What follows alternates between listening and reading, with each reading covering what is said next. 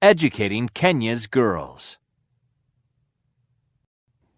In the remote Kenyan village of Inusayan, there is a school where there was never one before, and over 150 girls are now getting an education. The woman who built the school was from this village, but she was also very different. She was courageous, determined, loyal, and optimistic. Her name is Kekenya Ntaya.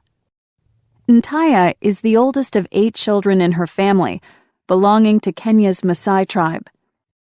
When Ntaya was young, her father worked in a distant city, and the family was extremely poor. They lived in a grass and mud hut that they shared with goats and sheep. They had no electricity. As the eldest, Ntaya helped to feed and care for the younger children. She carried water, gathered firewood, cooked meals, and worked in the field. Like all the girls in her village, she was supposed to follow tradition and learn the skills to be a good Maasai wife. At the age of 5, Ntaya's father engaged her to a 6-year-old neighbor. Her father expected her to marry at age 13, as was the custom. Ntaya's mother wasn't happy. She wanted more for her children.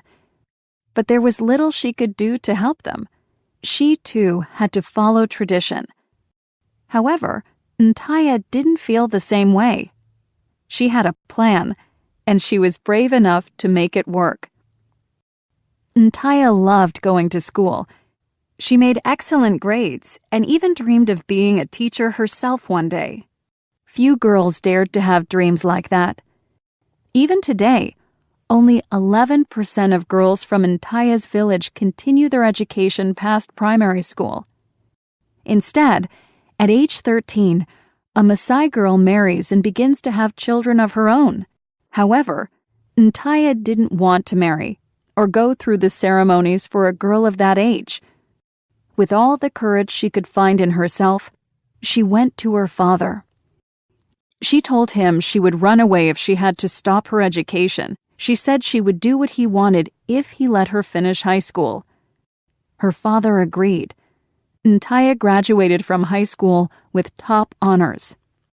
After graduation, Ntaya decided she wanted to attend college, a university in the United States. By then, however, her father was sick and in the hospital. All the family money went to his care, so there was no money for Ntaya. Ntaya had once been brave enough to go against tradition, her father, and the village leaders. Now she had to do it again. She was determined to follow her dreams. At first, the leaders were against Ntaya.